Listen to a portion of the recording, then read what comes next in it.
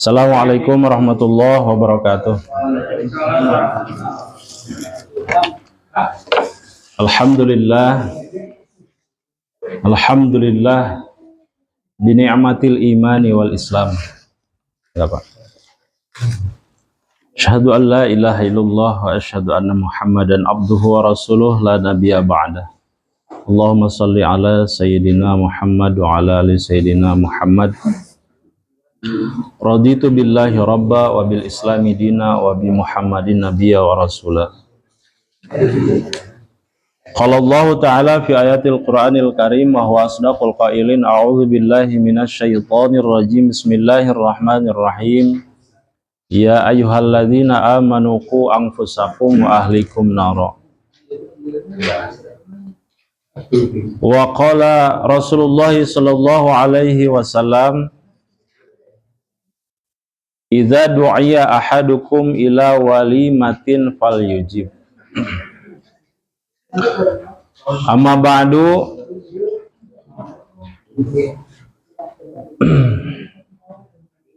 Yang pertama dan paling utama, tentu saja kita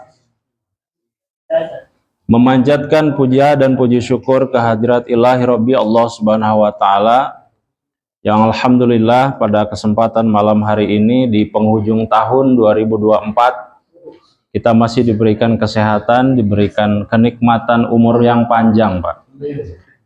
Karena kalau kita review di tahun ini, barangkali ada sana keluarga, kerabat, keluarga, teman, ya, yang barangkali sudah berpulang ke rahmatullah. Tetapi kita masih diberikan kesehatan dan kesempatan untuk senantiasa menimba ilmu. Ini tentunya menjadi nikmat tersendiri di antara nikmat-nikmat yang Allah berikan kepada kita. Jangan sampai kita disebut di dalam Al-Quran sebagai orang yang kafaro. Kafaro itu apa? Kafaro itu adalah sesuatu yang tertutup. Kafaro yukafiru itu adalah orang yang tertutup. Apa tertutup dari apa? Tertutup dari hidayah. Begitu banyak orang yang punya kesempatan tetapi tidak ada kemauan. Begitu banyak orang yang punya kemauan, tidak ada kesempatan. Ada kemauan, ada kesempatan, kemudian tidak ada kesehatan. Itu tidak bertemu itu, Pak. Ingin mengaji tetapi ternyata tidak sehat.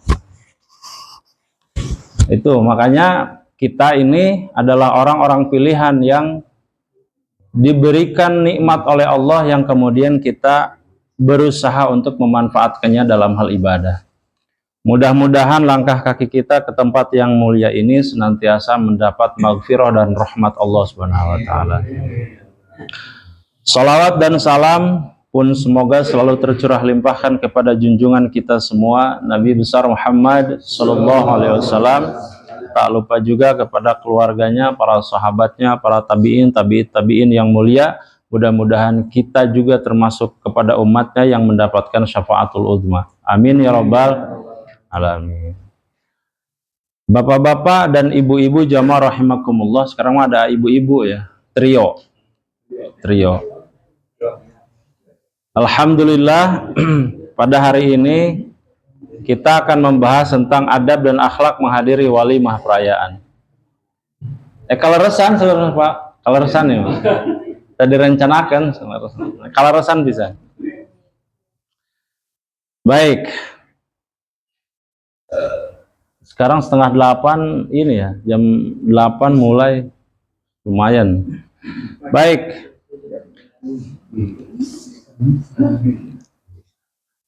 Sebelum kita memulai di penghujung tahun 2024 ini, alhamdulillah kita pengawasan ini masih diberikan keistiqomahan, Pak. Sering saya katakan ya, dalam kitab Al-Hikam dijelaskan, keikhlasan itu hanya akan teruji oleh waktu. Ya, kalau kita sama-sama tidak ikhlas terus bubar ya, Pak. Pengajian mungkin 1-2 bulan aja udah selesai, nggak ada. Nah, ini bukti keikhlasan kita di dalam istiqomah menimba ilmu. Da saleres nama Pak abdi teh teu tiasa saleres nama. Ima kemargi ku Pak Zuhri bae di Piwarang Kapayun. Saleres nama teu tiasa, Pak. Sami. Kalau bahasa hadis mah yang meminta diajari tidak lebih tahu dari yang mengajari gitu. Atau yang mengajari tidak lebih tahu dari yang minta diajari gitu, Pak. Dalam bahasa hadisnya begitu. Sama-sama kita ada dalam ketidaktahuan gitu. Hanya barangkali pernah saja dulu belajar gitu. Sharing lah, sharing. Baik. Di dalam surat At-Tahrim ayat 6 dikatakan ini sering diucapkan tetapi sulit dilakukan. Sering dilantunkan tetapi sulit dalam implementasi. Apa itu? Allah menyeru kepada kita, terkhusus ini ternyata kepada kaum laki-laki, Pak. Khusus, bil khusus ini kepada kaum laki-laki. Apa kata Allah dalam Al-Quran? Ya ayyuhalladzina amanu qu anfusakum wa ahlikum naro. Bahwa seruan ini kepada orang yang beriman yang mengatakan jagalah dirimu dan keluargamu. Jagalah dirimu dan keluargamu. Ini kalau resan orang teh ngebahas tentang adab dan akhlak menghadiri walimah. Bil khusus walimatun nikah.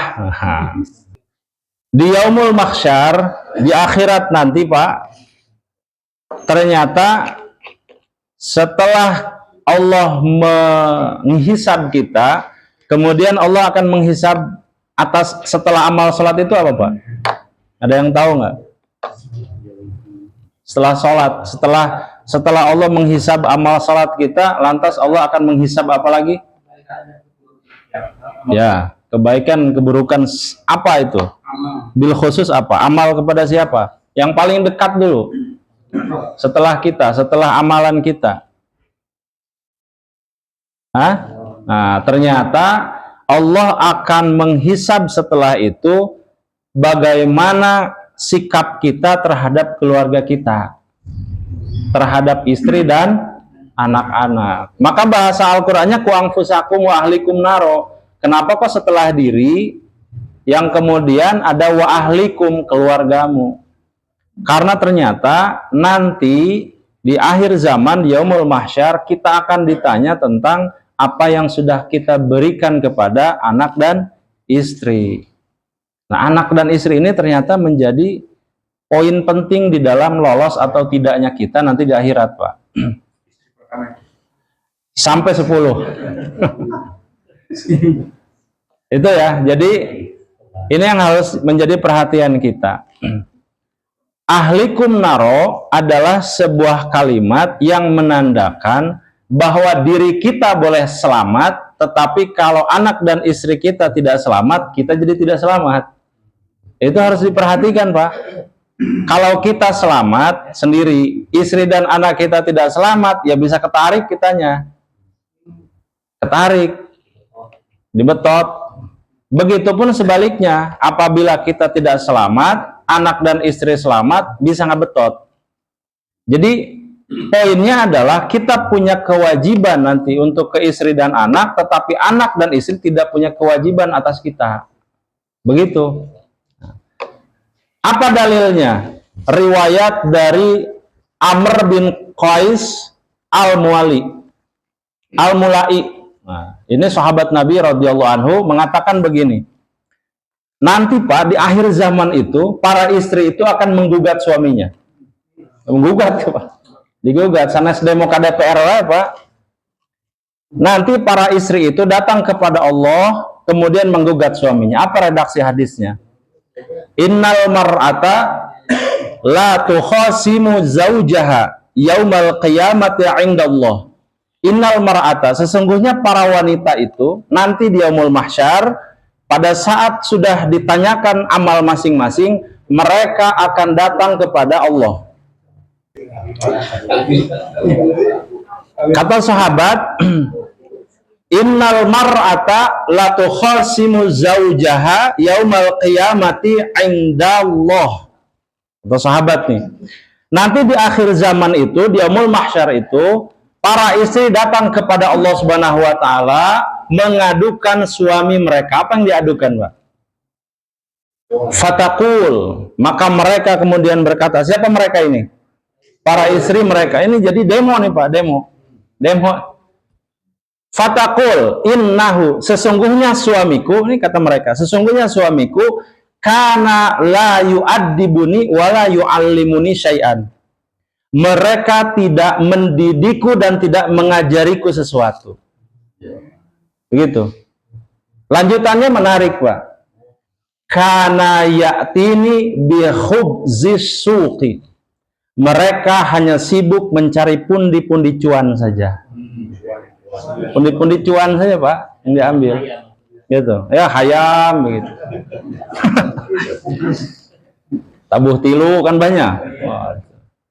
Itu, Pak. Wa yu'allimuni wa la yu'addibuni.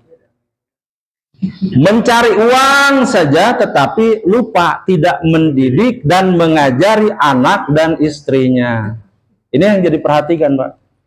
Yang harus jadi perhatian nyambung dengan ku anfusakum wa ahlikum naro.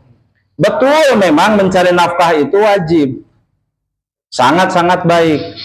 Tetapi tugas seorang suami bukan hanya itu, Pak.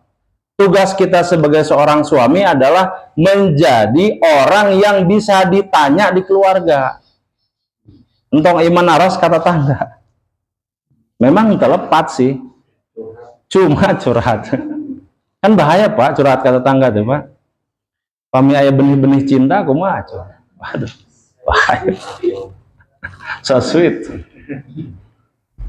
Jadi jadilah suami yang cerdas, jadilah suami yang berilmu. Maksudnya begitu, Pak. Supaya apa? Dapat mendidik ke anak dan istri. Maka jangan berdiam diri di dalam kebodohan. Kita nih para suami supaya bisa menjawab pertanyaan dari anak dan istri, misal terkait hukum.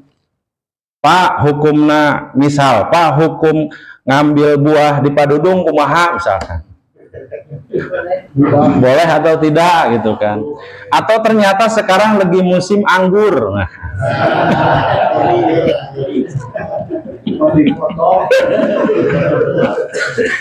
Itu kan, boleh nggak? Karena sesuai hadis goler ya, sesuai hadis goler yang ditemukan kitabnya di Cibugal kemarin ya. Wah, sesuatu yang sudah panen itu harus dibagi, Pak.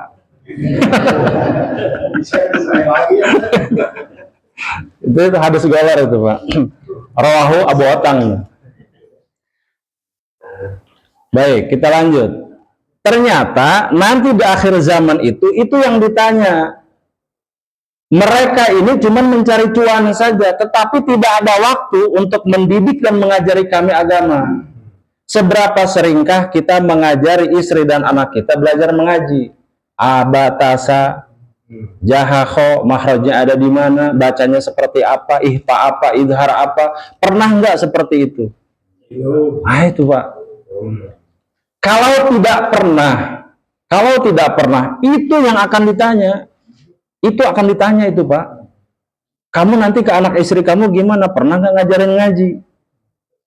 Begitu, sesuai hadisnya, ya. Wala la yu'addibuni wala yu'allimuni syai'an. Kana ya'tini bi khubzis suqi. Begitu, Pak. Ya, sampai sini paham nggak nih? Jadi ternyata itu, Pak, yang ditanyakan. Terus gimana tuh, Pak? Sudah mengajari istri dan anak kita, Pak? Belum. Kalau belum, mudah-mudahan ya. Ini, Pak, DKM melalui sesepuh-sesepuh dan perangkat DKM sengaja mengadakan kajian malam Selasa atau kajian-kajian lain di Al-Ikhlas di tempat yang mulia ini. Sebetulnya salah satu tujuannya itu adalah membuat jamaahnya menjadi pintar. Kalau sudah pintar, bisa ditanya gitu. Jadi tempat bertanyanya tidak langsung ke Ustadz. Kalau ke Ustadz maripuh atuh, Pak. Semua ke Ustadz, apalagi ke Google ya. Google itu cuma sumber referensi aja saja, Pak. ChatGPT sekarang ya. Lagi-lagi tuh. ChatGPT, kemudian YouTube, apapun di internet itu sifatnya hanya sebatas informasi. Itu belum menjadi ilmu pengetahuan. Nah, seperti ini kalau kita lakukan menjadi ilmu pengetahuan, karena bisa ditanya kalau tidak mengerti, ya. Baik, kita mulai dengan adab dan akhlak menghadiri walimah atau pesta. Ini ternyata di dalam Islam itu bukan hanya mengurusi adab-adab yang besar saja, misal ke orang tua, kemudian ternyata di dalam Islam adab dan akhlak menghadiri walimah juga diatur oleh agama, Pak. Jangan salah ya, alhamdulillah agama kita mah dari yang besar, dari peperangan sampai dengan hal terkecil itu diatur. Masuk WC saja diatur. Apalagi ini yang berinteraksi dengan manusia. Begitu ya. Betul-betul. Alhamdulillah kita memasuki di agama Islam. Baik, yang pertama adalah apabila kita menerima undangan, maka wajib datang. Apabila tidak berhalangan wajib. Sesuai hadis Nabi Shallallahu Alaihi Wasallam. Ini hadis sengaja, Pak. Ada matan, ada sanad, ada matan, ada riwayat. Itu di atas, paling atas itu namanya sanad. Ini yang belajar hadis nih. Baris pertama namanya sanad, baris kedua namanya matan, baris ketiga namanya perawi. Saya ulangi. Baris pertama namanya sanad, baris kedua namanya matan, baris ketiga namanya perawi. Ya, sanad, matan, perawi. Ini yang disebut hadis, Pak. Apabila hadis tidak ada ketiga poin ini, cuman langsung matan saja, berarti itu belum hadis. Belum hadis itu, Pak. Nih yang ini hadis nih, Pak. Beneran hadis ini. Ada matan, ada sanad, ada matan, ada perawi. Kita bacakan dari sisi matan, sanad. Hadis ini didapatkan dari Abu Hurairah. Kata kuncinya kan? Kata kuncinya itu. An Abi Hurairah radhiyallahu anhu. Ini pernah saya sampaikan. Abu Hurairah itu aslinya bernama Abdurrahman. Seorang dari Yaman, kemudian masuk Islam, seseorang yang dikatakan oleh Nabi itu penyayang kucing. Yang pangkat Pak Haji Dedi lah, emang kurang lebih gitulah. Kucing liar. Jadi satu waktu Abu Hurairah ini setelah dari masjid itu terlihat nyembul si jubahnya. Dikira Nabi apa? Ternyata pas begitu ditanya, ya Abdurrahman, itu apa di baju kamu, di jubah kamu? Ternyata keluarlah anak kucing. Itu maka semenjak itu disebut Abu Hurairah, bapak penyayang kucing. Gitu. Bapak penyayang kucing itu kita sebut Abu Hurairah. Pak Haji Dedi lah itu.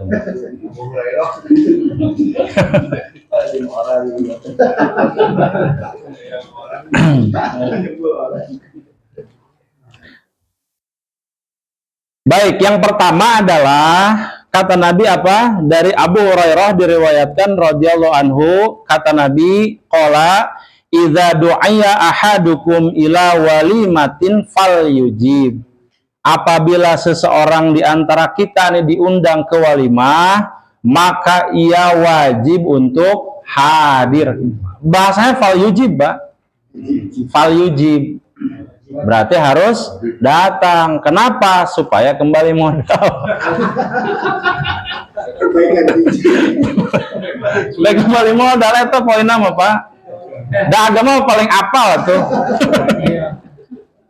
Bahaya tuh, kembali modal mah kumaha segala CF.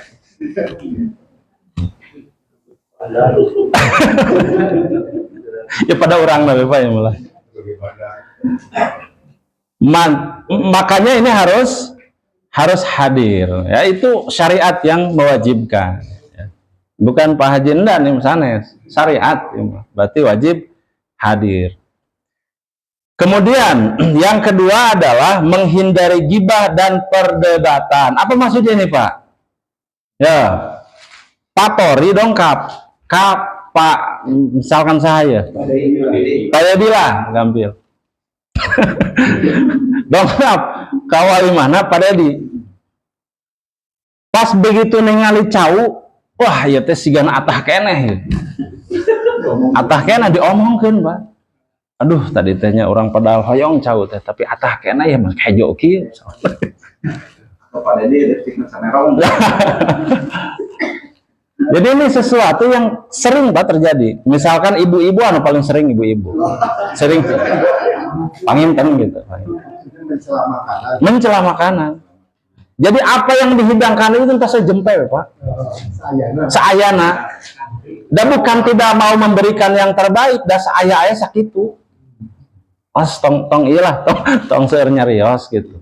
Kalau misalkan orang nyicip sambal na isi ambel nanti asa siga kumaha gitu atau kirang asin atau manis teuing, amis teuing gitu. Dikomentari apa yang dihidangkan. Maka dalam agama ini yang disebut dengan ghibah. Tidak terasa Pak, kita pulang dari hajat bukan dapat pahala, dapat dosa. Iya dong, coba dipikir itu Pak.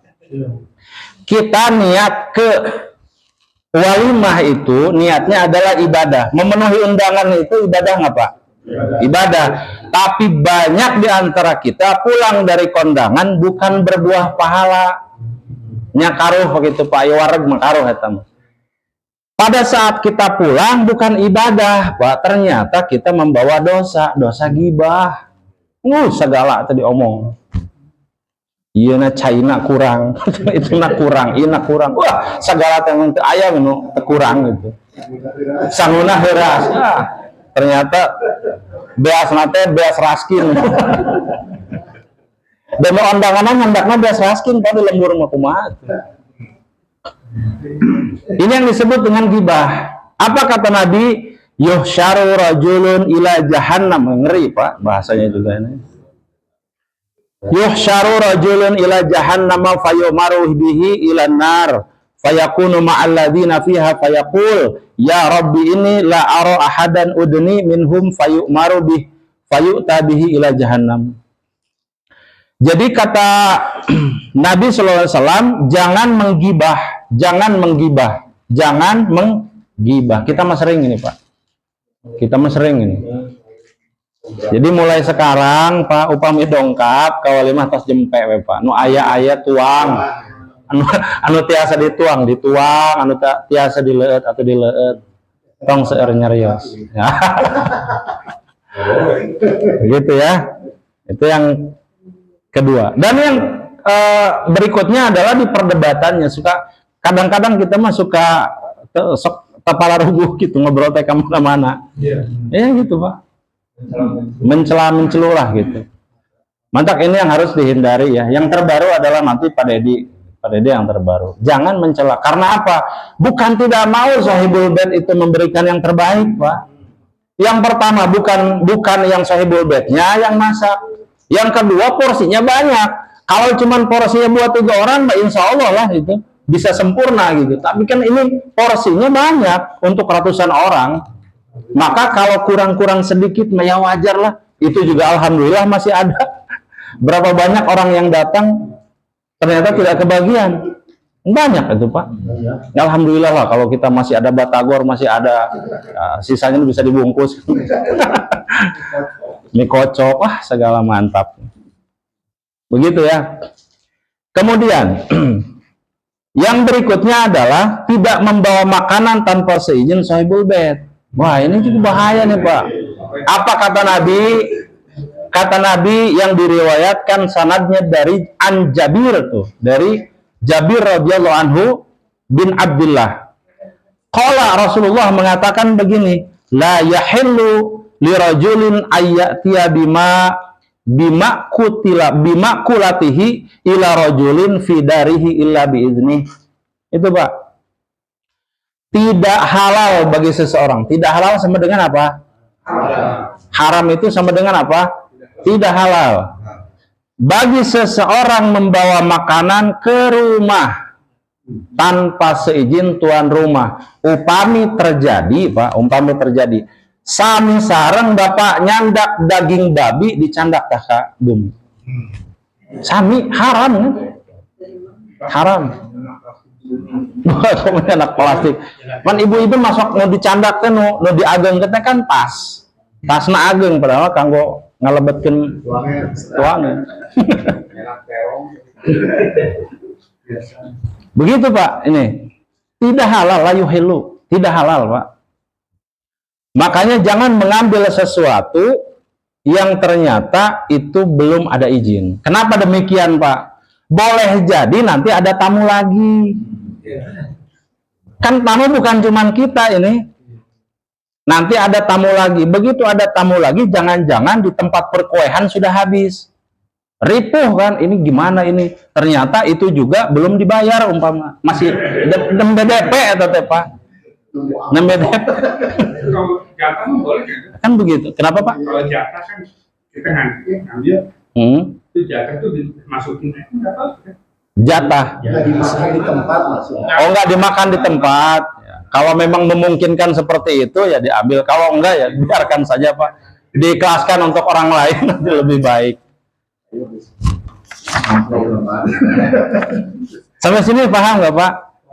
Jangan mengambil sesuatu tanpa izin, meskipun itu cuma sebatas air, Pak. Pak, pada ngandaknya nggak bumi. Kalau tidak ada izin, jangan, Pak. Haram itu, Pak. Haram. Dari sekarang aja pada ini.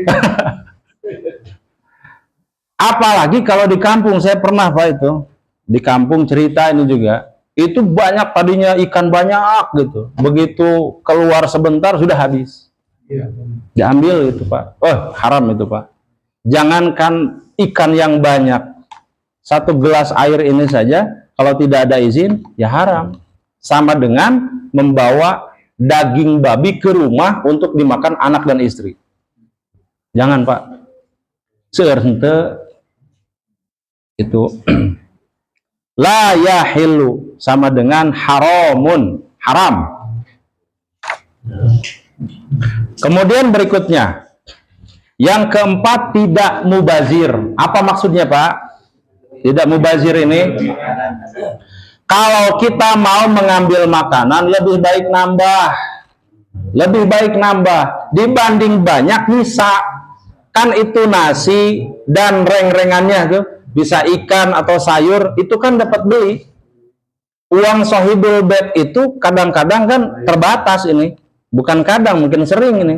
Kan terbatas. Kita ngambil secukupnya saja, yang kira-kira menurut kita, sakit cekap gitu. Jangan sampai ngambil banyak, kalau semucung gitu. Pak Imam mungkin, Pak Imam. Ayo Pak Tarima sakedik tapi sering. Ya mekal ongkoh. Jadi kalau seandainya kita mengira-ngira ini cukupnya misalkan satu centong saja, sudah segitu gitu. Kan masih banyak yang lain ya, ada batagor umpama, ada siomay yang lain, itu masih ada, masih banyak. Maka kita ambil secukupnya saja. Dalam syariat lebih baik nambah, Pak, meskipun tidak lazim ya. Kita kan bolak-balik nambih gitu, terlazim di kita mah. Tetapi sebetulnya secara syariat itu yang benar. Menambah itu yang benar, Pak, daripada ngambil banyak tapi nyisa. Lebih baik sedikit tapi sering. Kedah kuat KRW gitu, Pak. Nambah dari disesuaikan ya. Kemudian apalagi, Pak? Nih, air minum. Ini juga termasuk ke dalam mubazir. Masukin, colok, kemudian diminum cuman selegut. Udah aja, legut deh. Itu legut deh, dan habis dia. Sayapkan. Alhamdulillah, stilu, Pak. Misal ada yang seperti ini, maka ini juga disebut dengan mubazir. Karena air yang sedikit ini juga dibeli dengan uang sanes ku daun cau kan begitu, Pak. Bayangkan kalau ini kita kumpulkan, kira-kira ini berapa liter, bisa untuk berapa tamu ini. Maka cukupkanlah orang yang sudah mengerti ilmunya, jangan mubazir, jangan sebelum habis ngambil lagi, waduh, satu habiskan. Termasuk ini juga nih, habiskan nih, Pak, supaya jangan sampai ada sisa. Mubazir, Pak. Apa kata Nabi di dalam hadis sahihnya? Wa qala Rasulullah sallallahu alaihi wasallam, ini riwayat hadis Muslim juga, innallaha kariha lahum qadfal mal wa mudzarah wal musara'ah fi kulli jami'ah. Sesungguhnya Allah membenci bagi kalian pemborosan harta. Karuh Pak, boros harta mah. Boros harta itu, pami misalkan bapak gaduh TV hiji, meser deui gitu umpamain. Tapi sebetulnya itu juga tidak terlalu fungsi gitu Pak. Atau pakaian, beli lagi.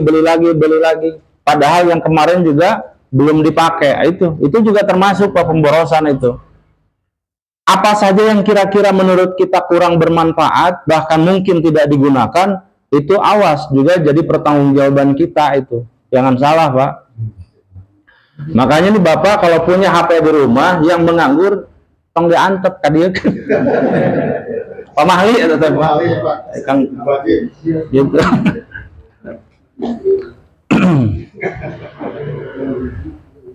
Motor oke sami, kamari ningali di payun patore teh motor opat eta motor. Ah? Nah eta, padahal kan biasa dua wungkul kan. Duana kedana mah dihibahkeun kan orang Serang, kan orang Rangkas. Inventaris dakwah gitu Pak. Antara Bumi Abdi ke Al Ikhlas lah gitu. Inventaris dakwah. Jadi pemborosan ini bukan hanya berlaku harta, air juga berwudu itu juga jangan boros. Nah, pernah ya kita bahas wudu ternyata bisa dengan segelas air. Kalau kita tahu caranya bahkan kurang. Cuman semprot, ambil yang wajib, ya kan? Kemudian kita niat 4 anggota wudu apa saja Pak? Kemudian kemudian rambut dan kaki. 4 anggota saja itu bisa sah dengan hanya segelas air bahkan kurang. Itu yang dulu dilakukan Nabi. Bayangkan Pak, dulu itu kan padang pasir, cai kesiga diurang ngaluyahan diurang. Jadi itu mah terbatas sekali. Maka Nabi menganjurkan kita untuk tidak melakukan pemborosan dalam segi apapun, tidak terbatas. Dan di sini salah satunya adalah dari sisi harta. Kemudian apalagi dari sisi mubazir pemborosan, hal-hal berlomba-lomba di dalam, misalkan di dalam sesuatu yang tidak berguna. Contoh apa? Contoh apa Pak? Yang sekarang terlihat di televisi itu, di media apa? Flexing. Berlomba-lomba rumah bagus. Pernah lihat? Ada bahkan acaranya khusus. Masuk nggak di hadis ini Pak? Masuk. Berlomba-lomba dalam sesuatu hal yang tidak berguna. Kenapa tidak? Kamu sudah berapa juz? Pernah nggak di TV seperti itu? Nggak pernah itu Pak. Kamu ibadahnya, sholat tahajud kita ini sudah seberapa sering sih? Sudah berapa tahun sih? Kita melaksanakan istiqomah dalam kebaikan itu. Itu nggak pernah Pak itu. Karena tidak menjual. Maka di sini masuk berlomba-lomba dalam sesuatu hal yang tidak berguna juga masuk dalam kategori mubazir. Mubazir waktu Pak, mubazir gitu. Sampai sini bisa dipahami Pak? Ambillah makanan dan minuman secukupnya. Kalau dirasa kurang, nambah lagi. Daripada ngambil banyak tapi nyisa. Kasihan ke yang punya acara gitu. Ke Pak Dedi lah. Karunya nyapanya terus ya hurat seperti itu Pak. Kemudian yang terakhir apa? Tidak mudah tersinggung. Abdi tebih di Serang Pak, bade ngadongkapan walimahna Pak Dedi. Dongkap kawalimahna, begitu salaman beres ternyata tadi itu Pak diomongkan tah Pak Dedinya si ganu sombong ka urang. Karena tekawaro gitu Pak, karena saking banyaknya tamu kan, bukan cuman kita saja. Ah pokoknya saya mah samet dia lah kanu pada di teh moal ka dieu deui misal merasa tidak dilayani, padahal memang kondisi sedang rame. Jangan mudah tersinggung gitu, memang kondisinya seperti itu, tapi da aya pamin di syariat seperti ini berarti ada ini. Ah moal orang ka Bandung nih moal kamari kadenya teu diwaro tidak dilayani dengan baik gitu. Karena saking banyaknya tamu umpama ya, dan bukan cuman kita, tamunya banyak. Maka kita yang sebagai tamu harus betul-betul bijak. ya sudahlah nggak apa-apa. Kita mah ke situ datang, kondangan, makan seadanya, pulang. Hal-hal yang lain jempek, tidak perlu. Wah, itu masih ganan dan rada menornya itu mah pangantenna. umpama halisna rada gede sabelah. Segala diomong dah. Itu eta ditingali ku ibu ieu mah butori masak ngeres gitu. Eta ditingali ku ibu cenah si alisna teh rada bengkok sabelah. Rada ageng sabelah gitu. Pakai foundation teh rada mirah sih geuna eta foundation diomong. Lipstick na komo sagala Pak. Jadi jangan mudah tersinggung. Orang yang punya hajat itu sudah mah capek, kemudian juga banyak tamu, bukan hanya kita. Maka kitanya sebagai tamu yang berlapang dada. Kalau sekiranya ada yang kurang berkenan, ya. Kemudian apalagi ini kalau dalam walimah, yang pengantin ini biasanya si pengantin ya. Yang pengantin ini biasanya suka melalaikan sholat. Dari pagi jam 3 sudah di make up, subuh bablas itu Pak, duhur bablas, asar bablas. Begitu beres acara capek kan, begitu sampai subuh. Anu nyubuh mah seperti itu Pak. Itu banyak terjadi itu. Banyak terjadi karena make up kan hese atau apa hese atau pausa di hese dia awis padahal ada ilmunya. Apa ilmunya Pak? Jama duhur dengan asar jama atuh boleh. Kalau subuh ya wayahna. Kalau mau di make up jangan sebelum subuh, wayahna cuma 2 rakaat tungkul dah. Di make up nanti pada dia bilang tuh ke si tim IO-nya yang mua make up artisnya tuh. Bilang harus punya prinsip yang punya hajat. Dah kita yang punya acara. Ibu pami bade ngarias saat subuh. Meh ieu si budak salat heula. Bayangkan Pak, kita mau anak-anak kita nih mau berumah tangga. Kan harusnya yang namanya mawadah sakinah mawadah warahmah itu. Ketentraman dimulai dari sholat. Lah ini sholat juga enggak. Gimana coba rumah tangganya? Halo. Betul nggak Pak? Iya, mulailah dengan rumah tangga yang baik, sholat yang baik. Sholat heula. Begitu.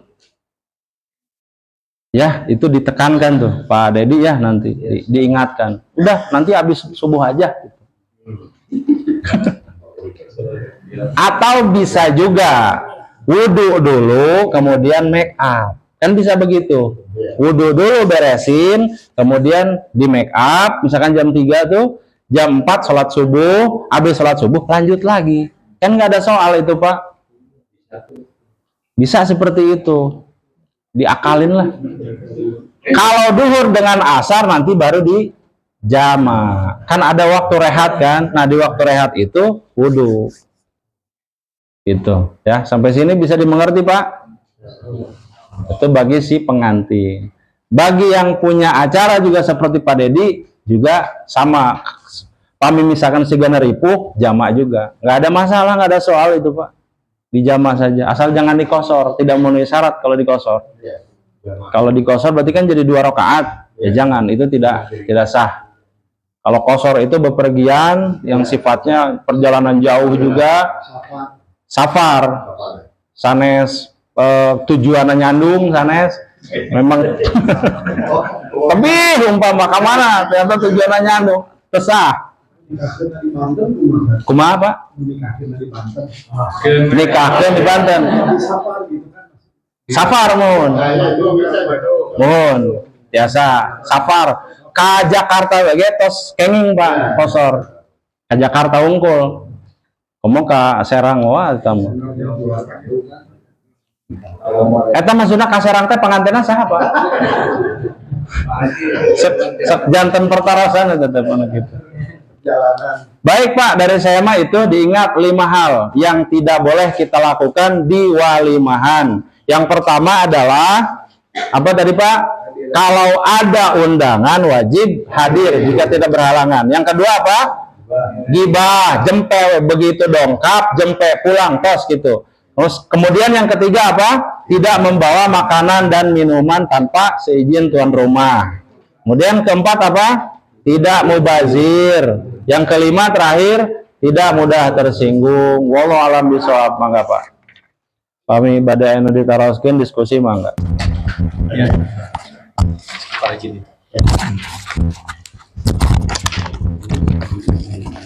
Atur nuhun. Assalamualaikum warahmatullahi wabarakatuh. Waalaikumsalam. Di awal ada 2 pertanyaan sebenarnya. Satu yang di awal terkait kewajiban seorang suami mengajari atau memberikan informasi terkait hal-hal agama begitu. Termasuk juga mengajari membaca Al-Quran. Ya. Beruntung bagi suami yang misalnya istrinya sudah bisa membaca Al-Quran, tapi sayangnya istrinya belum memiliki pengetahuan terkait agama yang cukup baik. Di sisi lain, suaminya memang sibuk mencari nafkah. Ada fenomena suami memberikan fasilitas pada istrinya supaya bisa ikut kajian. Jadi dimanapun istrinya ikut kajian, didukung dari sisi finansial segala macamnya begitu. Nah itu mungkin juga bisa jadi solusi ya, jadi solusi bahwa ada keterbatasan suami terkait di sisi agama, walaupun harus belajar juga suami, tetapi dia mengantisipasi dengan memberikan izin pada istrinya dan bantuan finansial untuk ikut berbagai kajian di luar. Ya, itu satu. Itu termasuk solusi juga mungkin ya. Ya. Nah, terus yang kedua, ini kan adabnya terkait mereka yang menghadiri walimah begitu. Mungkin nanti ada bahasan juga adab terkait pemilik acara. Ada sebetulnya Pak. Ada ya. Cuman saya simpan buat besok. Oh, besok ya? Iya. Ya udah pertanyaan nanti berarti ya. Kebetulan sama Pak Deddy besok ada tausiah, jadi jangan semua dikeluarkan gitu. Oh ya gitu. Karena sering saya sudah mengalami beberapa kali. Pertama ketika memenuhi sebuah walimah pernikahan itu kelihatannya pemilik acara kurang persiapan hingga untuk mengantri mendapatkan es krim saja itu panjang sekali. Itu pernah juga saya menghadiri acara di Majalengka, pas ke sana nyaris sudah habis sama sekali, yang tersisa hanya segelas air. Banyak tamu yang mengeluh begitu ya. Sebagian teman setelah acara keluar nyari makan di warung Padang. Nah itu kira-kira tanggapan Pak Ustadz bagaimana? Baik. Atur nuhun. Assalamualaikum warahmatullahi Yang pertama Pak, ya, kewajiban seorang suami tidak bisa digantikan hanya dengan memberikan fasilitas. Allah akan tetap menanyakan kita pernah atau tidaknya mengajar, mendidik. Itu Pak, tidak hilang kewajiban itu, tidak gugur. Misalkan bapak mah tetiasa sigana sibuk gitu, maka kemudian diberikan izin, silahkan kalau ilmu misalkan ke ustadz ini, tetap saja nanti yang ditanyakan kita sudah mengajar apa, sudah mendidik apa, tetap itu tidak hilang Pak. Soalnya bahasanya la yu'addibuni. Nah ini bahasanya la yu'addibuni wala yu'allimuni. Ini kepadaku siapa? Suamiku, innahu sesungguhnya suamiku. Langsung menyebut suami zaujaha. Kalaulah di situ hilang gugur dosa atau gugur kewajiban seorang suami, itu bisa redaksinya bukan begitu. Mungkin ada lanjutannya, apakah suamimu pernah memberikan fasilitas misalkan untuk pergi ke majelis taklim? Itu nggak ada redaksi itu. Yang ada langsung innahu sesungguhnya suamiku la yu'addibuni wa la yu'allimuni. Berarti kewajiban itu melekat sampai akhir hayat. Kapan saja itu Pak. Kalaupun betul-betul sangat sibuk, maka agendakan entah itu seminggu sekali, sebulan sekali, atau 1 tahun sekali. Paling tidak pada saat Allah tanya, kita katakan, sudah ya Allah, saya sudah sedemikian rupa sibuk misalkan mencari cuan, tetapi saya masih menyempatkan sebagai tanggung jawab ke anak istri untuk memberikan pengajaran dan pendidikan. Kenapa ke orang lain bisa mendidik, ke anak dan istri tidak? Itu yang jadi harus pertanyaan, Pak. Ke orang lain kita bisa mendidik dan mengajari, tetapi ke anak istri kenapa tidak? Kenapa harus orang lain? Paham sampai sini, Pak? Iya. Itu ya. Kemudian yang kedua, itu mah sebetulnya masuknya ke bahasan IO. Pertanyaan kedua tadi ya, yang terkait habisnya itu. Tapi paling tidak saya bisa berikan gambaran bahwa si pemilik acara juga betul-betul harus memperhatikan bagaimana acara itu berlangsung, dan itu ada juga hukum fikihnya, Pak. Ada itu. Bagaimana mempersiapkan acara dengan baik sehingga orang yang datang itu juga paling tidak mencicipi hidangan. Paling tidak itu. Karena kasihan itu, Pak. Sudah jauh-jauh sebetulnya ke Majalengka kan lumayan. Lumayan itu, Pak. Maka di sini, ini kan perspektif sudut pandang kita yang datang. Ya kan? Kalau ini nih, kita yang datang perspektifnya berarti tamu. Berarti bagi orang yang menjadi pemilik acara, dibalik juga. Kalau agama mewajibkan untuk hadir, kita sebagai pemilik acara mewajibkan untuk ada hidangan. Dibalik. Saya ulangi. Kalau agama mewajibkan kita sebagai undangan untuk datang, berarti wajib nggak bagi si pemilik hajat menyediakan? Wajib nggak? Wajib. Kalau itu tidak tersedia, dosa nggak? Dosa itu. Ya, lawan wajib kan jadi. Nah, ini balik lagi tadi ke poin 5, Pak. Balik lagi ke poin 5. Apa poin 5? Tidak mudah tersinggung. Kita katakan saja ya sudah, mungkin kita kesananya kesorean, mungkin agak terlambat sehingga hidangan sudah habis. Maka lapangkan dada kita, ya sudahlah, ke Padang saja. Dibiarkan pulang lagi apa-apa, Pak. Itu malah lebih berpahala begitu dibandingkan kita nah hati teh bimbel selama perjalanan masanya orang tebih-tebih ka dieu. Itu, Pak, lapang dada di akhir tadi. Kenapa ini juga ada di akhir, tidak mudah tersinggung, pahalanya besar itu, Pak. Jangan cepat marah. Sudahlah, sudah makan di Padang, tinggalkan. Walau alam, Pak. Gitu. Ada lagi? Enggak. Pemilik hajat ya, Pak. Enggak.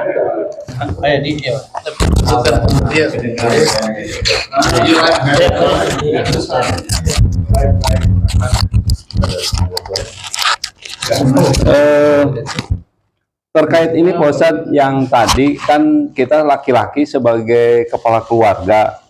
Nah, dalam segi pendidikan agama antara suami dan istri, dia lebih pintar istri gitu katakanlah. Malahan saya yang belajar ke istri untuk belajar agama. Kan di situ ditentukan harus kita mengajarkan ke istri, anak istri. Ya kalau setelah sekian lama, ya si suami juga belajarlah, apalagi belajar ilmu lebih. Nah, sifat pendidikan itu, nah itu bagaimana pertanggungjawabannya Pak Ustadz kalau hal semacam itu? Ting ya, Pak. Kalau istri udah pintar, Ini lebih pintar nih, Kak. lebih memahami.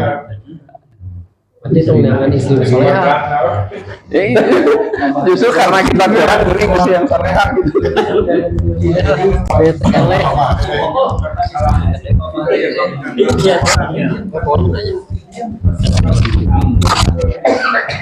Gitu ya, Pak. Ya, Jelas, Pak. jelas. Nah, jelasin. Posisi kepemimpinan itu. Ya, baik. Di dalam rumah tangga, konsekuensi ar-rijalu qawwamuna 'alan nisa. Itu konsekuensi, Pak. Bahwa laki-laki itu memang diciptakan untuk menjadi pemimpin bagi wanita, bagi istri. Selamanya, ila akhir zaman, sampai hari kiamat ini tidak akan berubah. Tidak akan berubah ini. Posisi suami tetap di atas. Maka kewajiban suami adalah mendidik dan mengajari. Dia punya kewajiban, akan ditanya nanti. Tapi kalau istri dengan anak tidak. Istri dengan anakmu tidak ada kewajiban untuk mengajari, Pak. Kalaupun nanti mengajari istri yang lebih pintar, alhamdulillah, berarti istri soleha.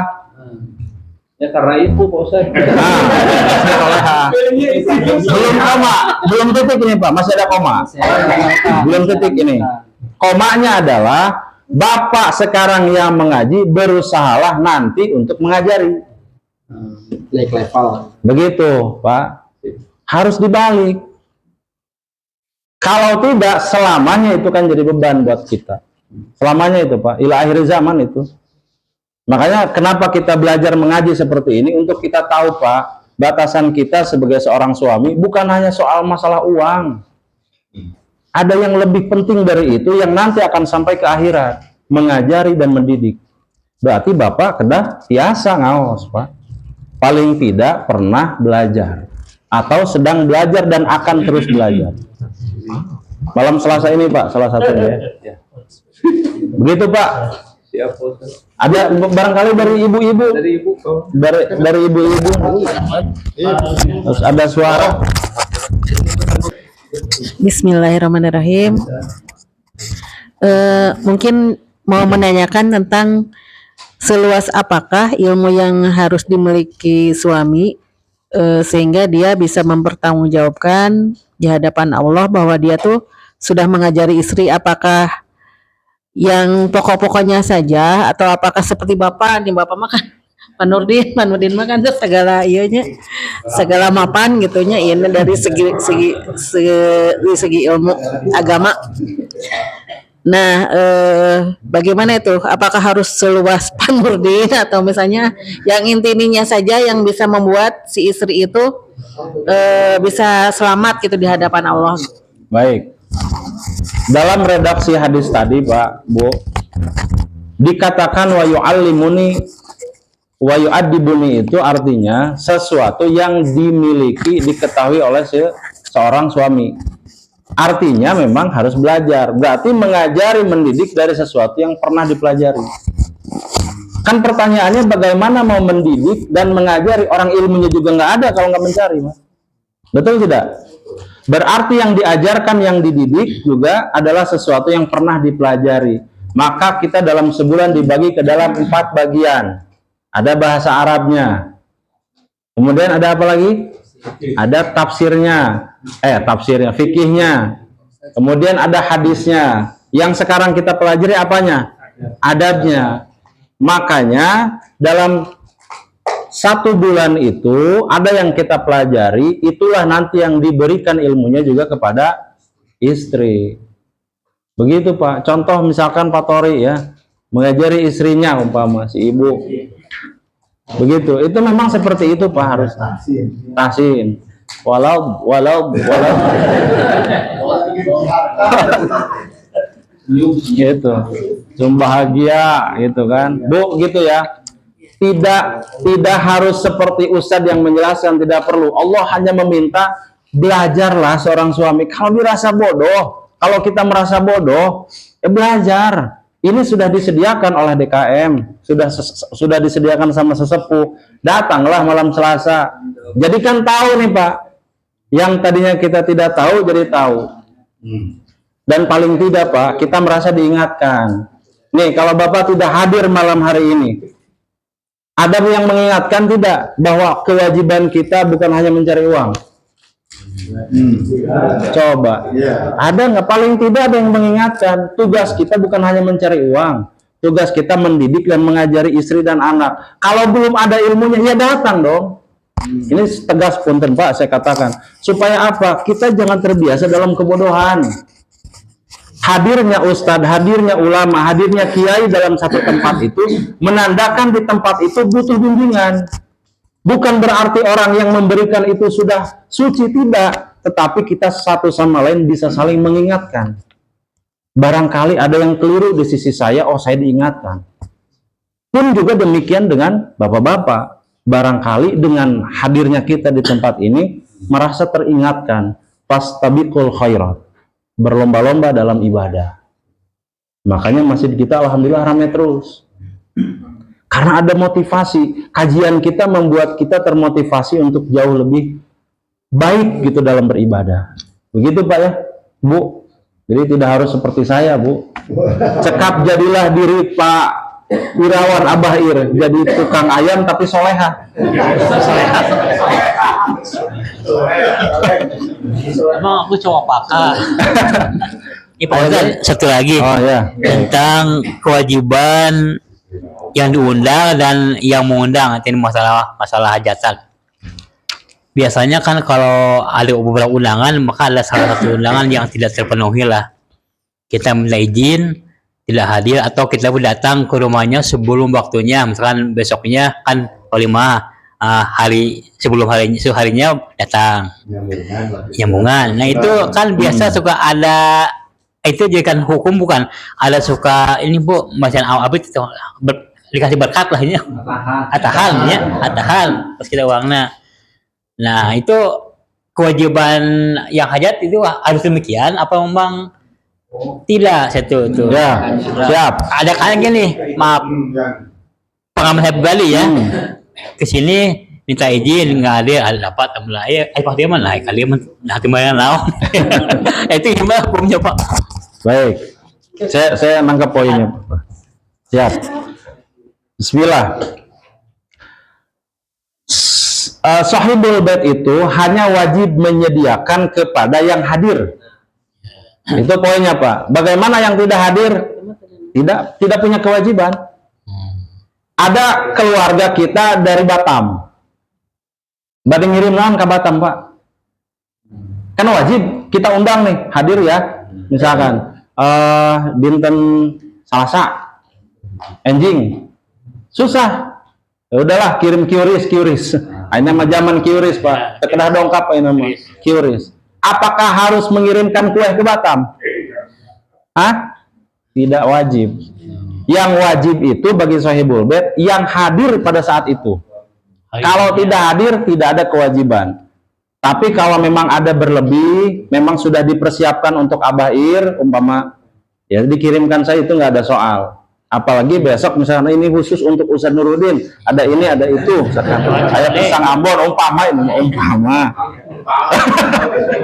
ayah khusus bakal kena ayah gitu ya. Itu saja barangkali. Mudah-mudahan kajian kita malam hari ini ada manfaatnya. Akhirul kalam, assalamualaikum warahmatullahi wabarakatuh.